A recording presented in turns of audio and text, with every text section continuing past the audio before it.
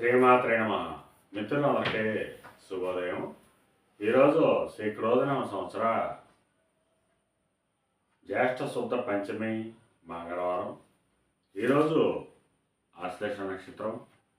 ఈరోజు జూన్ 11, 2024 తేదీ మంగళవారం. ఈరోజు దుర్ముహూర్తం ఉదయం 8:05 లాగైతే 8:56 వరకు ఉంది.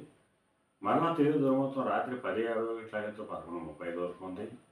వజ్యం మధ్యాహ్నం 12:16 అయితే 1:59 వరకు కూడా వజ్యం ఇవ్వడం జరిగింది. ఈరోజు పంచాంగరీత్యా ఈ రకమైనటువంటి ఫలితాలు వచ్చేస్తున్నాయి. అలాగే ఈరోజు నక్షత్రం అయినటువంటి ఆశ్లేష నక్షత్రం ఎవరికి తారాబలం కుదురుతుందో మనం పరిశీలించినట్లయితే అశ్విని,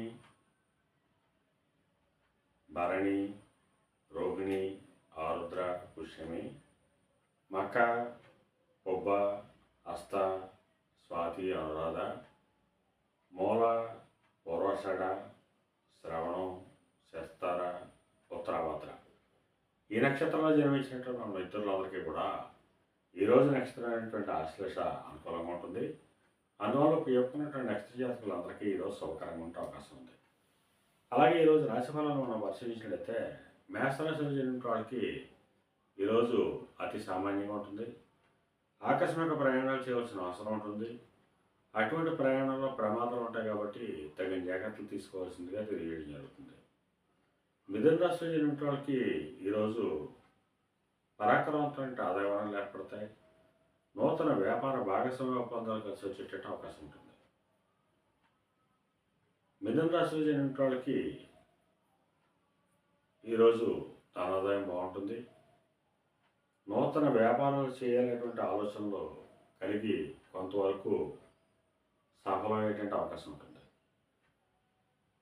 సింహరాశిలో జన్మించిన వాళ్ళకి ఈరోజు అతి సామాన్యంగా ఉంటుంది. ఆరోగ్యభంగా ఏర్పడుతుంది. చిన్న చిన్న ఇబ్బందులు ఎదుర్కొనే అవకాశం ఉంది. కన్యారాశిలో జన్మించిన వాళ్ళకి చేసేటువంటి వ్యాపారాలు లాభసాటిగా సాగుతాయి. ప్రతి విషయం కూడా కార్యజయం కలిగేటువంటి అవకాశం ఉంటుంది. తులారాశిలో జన్మించిన వాళ్ళకి ఉద్యోగస్తులకు ప్రమోషన్ కానీ ఇంక్రిమెంట్ కానీ వచ్చేటువంటి అవకాశం ఉంటుంది. నిరుద్యోగులకి ఉద్యోగ అవకాశాలు పెరిగేటువంటి అవకాశం ఉంటుంది. వృశ్చిక రాశిలో జన్మించిన వాళ్ళకి పితృరాజధానికి సంబంధించి శుభవార్తలు అంటారు. పితృవర్గీయులతో ఉన్నటువంటి విభేదాలు, విరోధాలు అన్నీ కూడా తొలగిపోయేటువంటి అవకాశం ఉంది. ధనురాశిలో జన్మించిన వాళ్ళకి అతి సామాన్యంగా ఉంటుంది. వీరు చేసేటువంటి వృత్తి వ్యాపారాలు సామాన్యంగా ఉంటాయి. కొద్దిపాటి అనారోగ్యం చేసేటువంటి అవకాశం ఉంది. మకర రాశిలో జన్మించిన వాళ్ళకి కళత్రపూర్వక ధనాభం కలుగుతుంది. ఒక స్త్రీ వల్ల ధనాదాయ వనరులు ఏర్పడేటువంటి అవకాశం ఉంది. కుంభరాశిలో జన్మించిన వాళ్ళకి ఈరోజు సంతానానికి సంబంధించిన శుభవార్తలు ఉంటారు.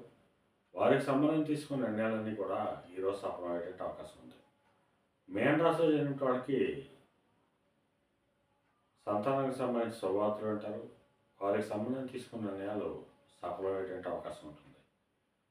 అలాగే సంతానం లేనటువంటి వాళ్ళకు కూడా సంతానం కలిగేటువంటి అవకాశం ఈరోజు వాళ్ళకి సంతానం కలుగుతుంది అనేటువంటి శుభవార్త వినబడేటువంటి అవకాశం ఉంటుంది. ఈరోజు ద్వాదశ రాశి యొక్క ఫలితాలు ఈ రకంగా తెలియడం జరిగింది. అలాగే ఈరోజు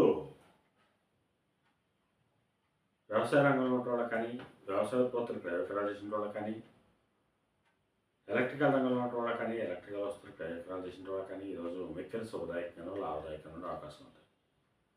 పాండిత్యం ధనార్జన చేసిన వాళ్ళకి, పండితులకి, లాయర్లకి, లేఖర్లకి, ఆడిటర్లకి, విలేకరులకి సామాన్యంగా ఉండే అవకాశం ఉంది.